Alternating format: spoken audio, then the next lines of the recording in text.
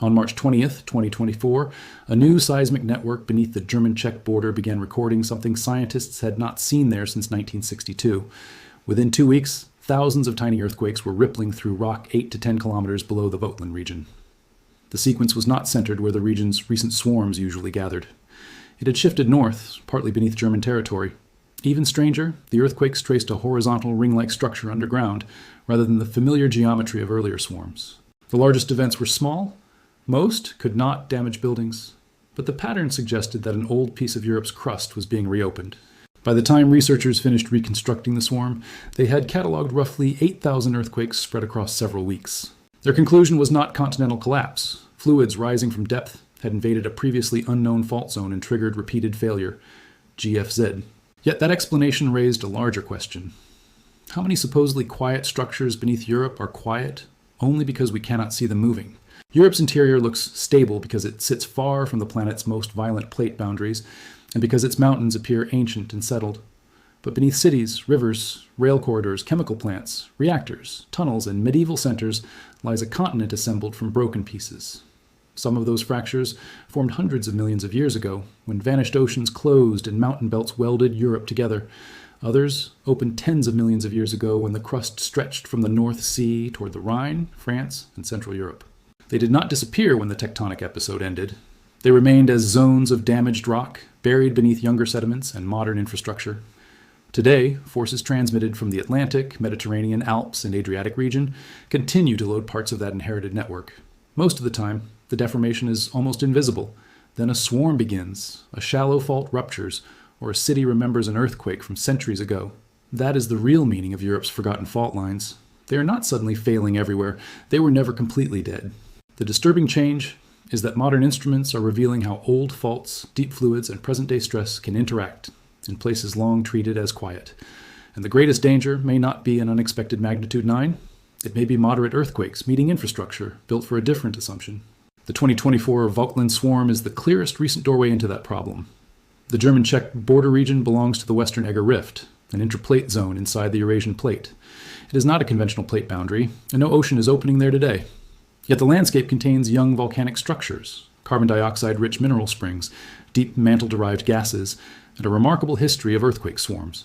In March 2024, newly installed borehole seismometers captured the process with exceptional sensitivity. The first 14 days produced thousands of events between approximately magnitude 0 and 2.6.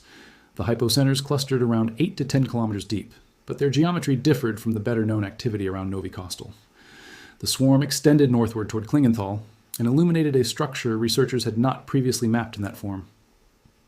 GFZ. A study published afterward reconstructed roughly 8,000 earthquakes and found that the swarm developed in 2 stages. During the first several days, seismicity expanded rapidly and asymmetrically.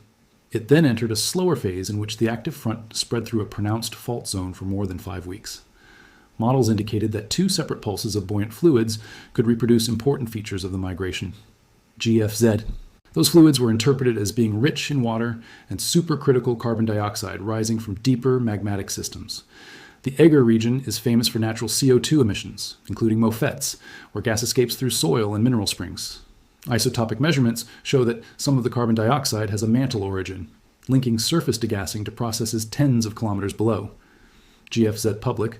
That distinction is important because the 2024 swarm was not evidence of a continent breaking apart.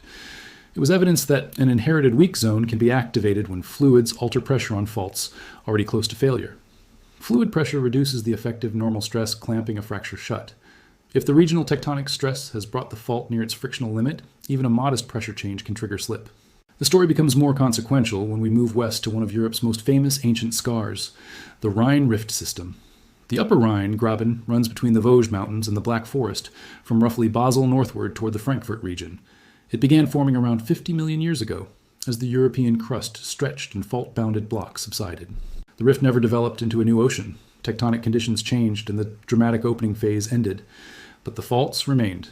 Some are still considered active, and modern seismicity is distributed through the Graben rather than concentrated neatly on one obvious surface rupture. This makes the region a textbook example of how an old tectonic structure can survive long after the event that created it.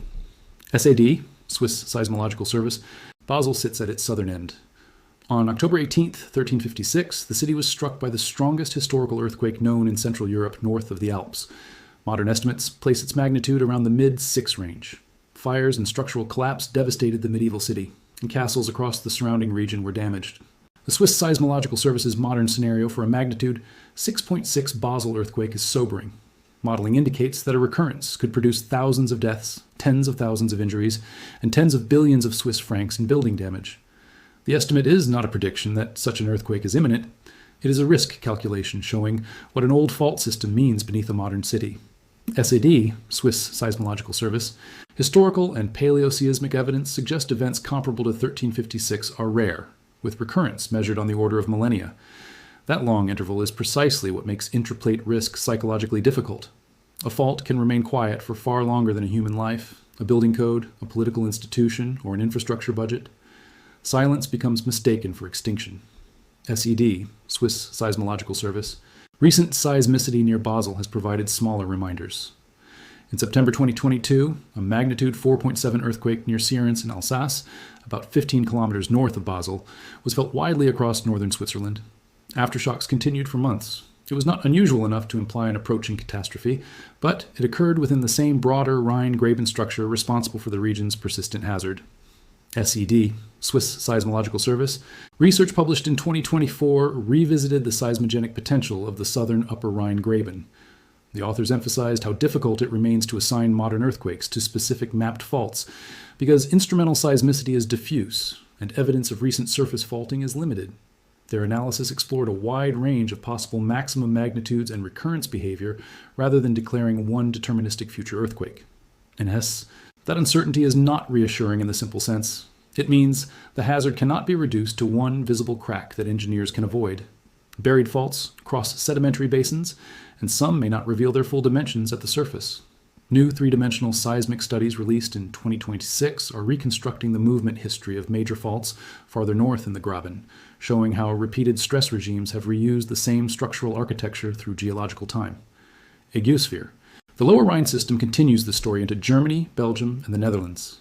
The Ruhr Valley Graben is bounded by major faults including the Peel Boundary Fault and Feldbis Fault. On April 13, 1992, a magnitude 5.8 earthquake struck near Roermond in the Netherlands at a depth of roughly 17 kilometers. It was the strongest instrumentally recorded earthquake in the Netherlands. The shaking was felt across a vast part of Western Europe, and aftershocks extended through a broad corridor into Germany. The event was natural, caused by movement associated with the Peel Boundary Fault system, not by the gas production earthquakes that later became notorious farther north in Groningen. KNMI.NL. The distinction is essential. The Netherlands contains both tectonic earthquakes in the southeast and human-induced seismicity associated with extraction in the north. Mixing the two creates a false narrative that every tremor reflects one mechanism. Europe's crust is complicated enough without combining unrelated processes. KNMI.NL. The Ruhr Valley remains tectonically active because stresses generated far beyond the Netherlands propagate through the Eurasian plate and become concentrated on inherited weak zones. Plates are rigid only as an approximation. Their interiors contain faults, sutures, rifts, sedimentary basins, and ancient mountain roots with different mechanical strengths. At a plate boundary, movement is obvious because deformation is concentrated over a relatively narrow zone. Inside a continent, stress can travel hundreds or thousands of kilometers before a suitably oriented weakness slips. The fault that finally moves may have originated under a completely different stress field millions of years earlier. This is why the phrase dormant fault can be dangerous if it is interpreted as dead fault. A structure may have no historical earthquake associated with it and still be mechanically capable of rupture. Human records in most of Europe span only a tiny fraction of the recurrence interval for rare intraplate earthquakes. Even written chronicles reaching back 1,000 years capture almost nothing on geological timescales. The European Seismic Hazard Model addresses this by combining instrumental earthquakes, historical catalogs, active fault information, and statistical models of background seismicity. Its 2020 update incorporated roughly 1,200 active faults spanning more than 90,000 kilometers, along with thousands of earthquakes and about 1,000 additional historical events. That database does not say every mapped fault is preparing to rupture. It says Europe's hazard is more spatially complex than a map of recent epicenters suggests, FHR. The highest hazard remains concentrated in places geologists already expect: Turkey, Greece, Albania, Italy, Romania, and other parts of the Mediterranean and Balkans. Nothing in recent Central European activity overturns plate tectonics. Europe's interior is not suddenly becoming more dangerous than the Hellenic Arc, Apennines, or North Anatolian system, FHR. But the same hazard model identifies meaningful seismic hazard in regions of France, Germany, Belgium, Switzerland, Austria, Spain, Portugal, Norway, Iceland, and elsewhere. Low or moderate hazard does not mean zero hazard. It means damaging shaking is less frequent, often creating exactly the conditions in which vulnerability accumulates, FR. The French town of Le Tail demonstrated that problem on November 11, 2019. A shallow magnitude 4.9 earthquake ruptured near the Cévennes fault system in southeastern France. The magnitude was moderate by global standards, yet its shallow depth produced severe local shaking and damaged hundreds of buildings. In Le Tail, large numbers of structures were declared unsafe, CEA. Surface rupture made the event especially significant. Metropolitan France rarely produces earthquakes that physically break the surface within the instrumental era. The event forced scientists to revisit a fault whose recent activity had seemed limited. Competing studies examined whether quarry operations, tectonic stress, or hydraulic changes associated with heavy rainfall may have helped trigger rupture. The broader lesson was not that rainfall is destabilizing Europe. It was that an old interplate fault could still fail under the right combination of stresses. BRGM. Events like these are often described as unexpected because public memory is short. Geology is not. Western and Central Europe were repeatedly compressed, stretched, uplifted, and faulted during the assembly and breakup of ancient continental structures. The Variscan mountain building event hundreds of millions of years ago welded major crustal blocks together. Later rifting and alpine compression imposed new stresses on the inherited fabric. A fault created in one era can be badly oriented for movement under the next stress field and remain quiet. Then the regional stress rotates, fluid pressure changes, erosion removes mass, sediments accumulate, or nearby tectonic forces alter the balance. The same fault can become favorable again. Reactivation is therefore not evidence that the original tectonic event has returned. It is reuse. This creates a forecasting problem. Seismologists can estimate hazard over decades using regional earthquake rates and fault models, but they cannot predict the day when a particular European intraplate fault will fail. A burst of small earthquakes can illuminate a fault without meaning a larger earthquake is imminent. Most swarms end without producing a damaging main shock. The 2024 Falkland sequence illustrates this perfectly. Thousands of earthquakes sounded dramatic, yet their magnitudes remained small. Their scientific importance came from the geometry and fluid migration they revealed, not from evidence that a catastrophic rupture was developing. More sensors produce more detected earthquakes. A rising count can therefore reflect improved observation rather than an actual continent-wide surge. This is one reason claims that European seismicity is suddenly exploding require caution. Networks are denser, algorithms detect smaller events, satellites can measure deformation, and cross-border catalogs are more complete than they were a generation ago. The continent is being watched at resolutions that make the crust appear more restless, because many motions that once passed unnoticed are now recorded. Still, improved observation sometimes reveals genuine changes. The 2024 Egger swarm activated a zone in an unusual configuration. The 2019 Le Tail earthquake produced an unusual shallow surface rupture. New 3D seismic data in the Rhine-Graben are exposing fault geometries previously inferred from incomplete information. These discoveries change local models even if they do not prove a Europe-wide acceleration. The phrase structural failure is therefore better applied to the interaction between seismic hazard and the built environment than to the continent itself. Europe's crust is not structurally collapsing. Portions of Europe's infrastructure, however, were built before modern seismic design assumptions, and some site in places where moderate shaking can expose decades or centuries of accumulated vulnerability. Europe's first harmonized seismic risk model makes this distinction explicit. Earthquake risk is not determined by hazard alone. It combines the probability of shaking with exposure and vulnerability. A strong earthquake in an uninhabited region can produce limited human loss. A moderate earthquake beneath dense, fragile construction can become a disaster. FHR. Across Europe, buildings constructed before the 1980s contribute disproportionately to modeled risk. Unreinforced masonry, weak connections, irregular layouts, insufficient reinforcement, and later modifications can make older structures vulnerable even where earthquake probabilities are modest.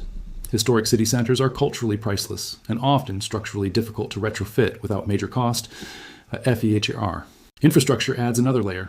Bridges, pipelines, railways, power systems, industrial plants, dams, and communication corridors are networks rather than isolated buildings. An earthquake does not need to destroy every component. It can sever one bridge approach, rupture one pipeline, disable one electrical substation, or block one rail junction and create failures far beyond the shaking zone. Sedimentary basins can amplify the problem. Soft sediments may increase certain frequencies of shaking, prolong motion, or create strong local variation across short distances. Basel's thick sedimentary package is one reason detailed microzonation matters there. The same earthquake can produce very different demands on two neighborhoods, depending on subsurface geology. SED, Swiss Seismological Service. Europe has not ignored these risks. Eurocode 8 provides a common framework for earthquake-resistant design of buildings and civil engineering works, including bridges, foundations, tanks, and pipelines. Modern structures in seismic regions are designed using hazard information far more sophisticated than anything available when much of the continent's older building stock was constructed. Eurocodes. The difficult part is the legacy stock. Designing a new building to a modern code is one problem. Evaluating a centuries-old masonry block, a post-war concrete building, an aging bridge, or a critical industrial installation built under obsolete assumptions is another. European standards have increasingly developed dedicated approaches for assessment and retrofitting, because existing structures cannot simply be treated as new designs with old materials. Eurocodes. This is where long recurrence intervals become economically dangerous. If a severe earthquake may occur only once in many generations, reinforcement competes with schools, hospitals, energy upgrades, flood defenses, and everyday maintenance. Political systems naturally prioritize visible problems. The fault remains underground, accumulating no headlines until an earthquake suddenly compresses centuries of risk into 20 seconds. Basel's 1356 earthquake is the ultimate example. Nearly 7 centuries of silence can feel like evidence of safety, yet paleoseismic studies and modern modeling indicate that the event belongs to the region's tectonic behavior. Nobody can say whether the next comparable rupture comes tomorrow or many centuries from now. That uncertainty is precisely why engineering uses probabilities rather than predictions. The same principle applies to the Roer Valley. The 1992 Roermond earthquake did not signal that the Netherlands was entering a new tectonic era. It demonstrated that the Lower Rhine rift system remains capable of releasing significant stress. Buildings and infrastructure must therefore be judged against the consequences of rare but credible shaking, not against how calm the last decade felt. Deep fluids complicate the picture because they can change the timing of failure without creating the underlying regional stress. In the Eger Rift, mantle-related carbon dioxide and water appear capable of migrating through crustal fractures and triggering swarms. Near Lataille, hydraulic overpressure associated with intense rainfall has been proposed as a possible trigger acting on an already stressed fault system. This is why the new Eger experiments are so revealing. Hundreds of seismic stations are being deployed across a roughly 100 by 100 kilometer area to image structures from the shallow crust toward the mantle. Researchers are combining earthquakes with gas chemistry and geophysical imaging because no single data stream can explain why one inherited fault slips while a neighboring fault remains silent. GFZ. The emerging picture is of a continent whose interior is mechanically heterogeneous. Ancient sutures, rifts, volcanic provinces, mountain roots, sedimentary basins, and fault systems respond differently to the same broad stress field. Stress does not spread evenly like pressure in a perfectly uniform block. It concentrates around weaknesses, bends around strong regions, and changes orientation with depth. That is why two towns separated by a few dozen kilometers can experience different seismic histories. It is also why national borders are almost useless geologically. The Upper Rhine Graben crosses France, Germany, and Switzerland. The Lower Rhine system crosses Germany, Belgium, and the Netherlands. The Eger Rift straddles Germany and the Czech Republic. Faults were mapped by geology long before politicians drew the lines above them. Cross-border hazard models such as ESHM-20 are designed around that reality. They harmonize earthquake catalogs and fault information, so the hazard does not change artificially at a frontier. The result is more scientifically coherent, but also more unsettling. Seismic risk corridors often align with some of Europe's most interconnected economic regions. Hazard. A Rhine earthquake would not be a local geological curiosity. The river corridor carries industry, transport, energy, and population through multiple countries. Even if direct structural damage were concentrated near the epicenter, disruptions could propagate through supply chains and networks. Modern resilience therefore depends on systems engineering as much as stronger walls. The phrase massive structural failure becomes most meaningful here. The failure to fear is cascading rather than continental. A moderate to large earthquake hits a vulnerable urban corridor. Older masonry suffers damage. Transport links close for inspection. Utilities experience localized breaks. Industrial facilities shut down automatically. Hospitals receive casualties while their own systems are being checked. None of those consequences requires Europe to split apart. They require only a rare earthquake occurring beneath the wrong concentration of exposure. The European seismic risk framework was built precisely because hazard maps alone cannot communicate this. Risk depends on what humans have placed on top of the faults. IFAR. The deeper source of that loading remains plate motion. Africa and the Adriatic microplate continue interacting with Eurasia. The Alps continue deforming. The Mediterranean remains tectonically active. Farther west, Atlantic ridge forces and gravitational potential within the continent contribute to a complicated stress field. Europe's interior receives those forces through crust that remembers every previous tectonic episode, SED, Swiss Seismological Service. The memory is physical. Fault zones contain crushed rock, altered minerals, fractures, and surfaces with lower strength than intact crust. They can behave like seams in material that has been repeatedly folded and repaired. The seam may carry load for millions of years, but when stress is oriented correctly, it is often easier to reactivate the old weakness than to break entirely new rock. That is why forgotten faults matter even when they cannot be seen. A buried structure does not need a dramatic surface scarp to generate an earthquake. Sedimentation, erosion, urban development, forests, rivers, and glacial deposits can erase its visible expression, while the deeper fault remains mechanically continuous. This makes earthquake forecasting fundamentally different from weather forecasting. Scientists can identify regions of higher hazard, estimate recurrence, model shaking, and monitor swarms, but they cannot issue reliable months-ahead countdowns for a fault like the southern Rhine Graben. Seismic silence may last centuries before rupture. A noisy swarm may end harmlessly. The correct response to that uncertainty is not panic, but design. Bridges can be assessed, masonry can be strengthened, hospitals can secure non-structural equipment, pipelines can incorporate flexible connections and automatic shutoffs, rail and road networks can plan redundant routes, industrial facilities can model shaking scenarios and inspect components whose failure would cascade. Monitoring can also improve. The 2024 Falkland swarm was understood so quickly because a specialized borehole network happened to be in place as the sequence began. Without it, many tiny earthquakes and the detailed migration pattern would have been missed. The discovery was partly geological and partly technological. GFZ. The continent has become transparent enough to reveal movements that previous generations could not measure. Sometimes that visibility produces alarming maps filled with thousands of dots. But each dot is not a new crack in Europe. Many represent the normal low-level release of stress along structures that have been active in some form for geological ages. The signal worth watching is when geometry, depth, migration, or magnitude changes in a way that challenges the existing model. That is what made the Egger swarm scientifically unusual. It is what made the shallow ley tile rupture consequential. It is why 3D imaging of the Rhine Graben matters. New evidence improves the map of where old structures can still move. And that is the real structural warning for Europe. Stability was never the absence of faults. It was the assumption that faults in the continental interior move so rarely that society can treat them as secondary. Modern science is replacing that assumption with probabilities, mapped sources, vulnerability models, and explicit uncertainty. Some regions will remain low hazard, others will be reclassified as data improve. A new swarm does not automatically raise the probability of a major earthquake, and one moderate earthquake does not mean a fault system has entered runaway failure. Hazard models should change only when the evidence justifies it, but infrastructure decisions cannot wait for certainty that geology will never provide. A bridge may remain in service for a century. A nuclear facility, chemical plant, data center, or high-speed railway may be designed around hazard levels expected over decades. A historic city may stand for another 500 years. Those lifetimes are long enough for low-probability events to become engineering problems. This is why the European seismic risk model emphasizes older construction. The danger is not simply that faults can reactivate, it is that rare earthquakes meet buildings designed when the faults were poorly understood or when seismic resistance was not required. Vulnerability can change faster than tectonic hazards simply because cities grow. FEHR. The same magnitude earthquake can therefore become more damaging over time, even if the underlying fault has not become more active. More people, denser networks, taller inventories, and interconnected services increase exposure. Conversely, retrofitting, better codes, emergency planning, and redundancy can reduce risk even if the geological probability remains unchanged. Europe's forgotten fault lines are not a new continental emergency. They are an old geological inheritance becoming harder to ignore because observation and exposure have both increased. The crust has always carried these scars. What has changed is the precision with which their movements can be seen and the amount of modern society resting above them. Return to the German-Czech border in March 2024.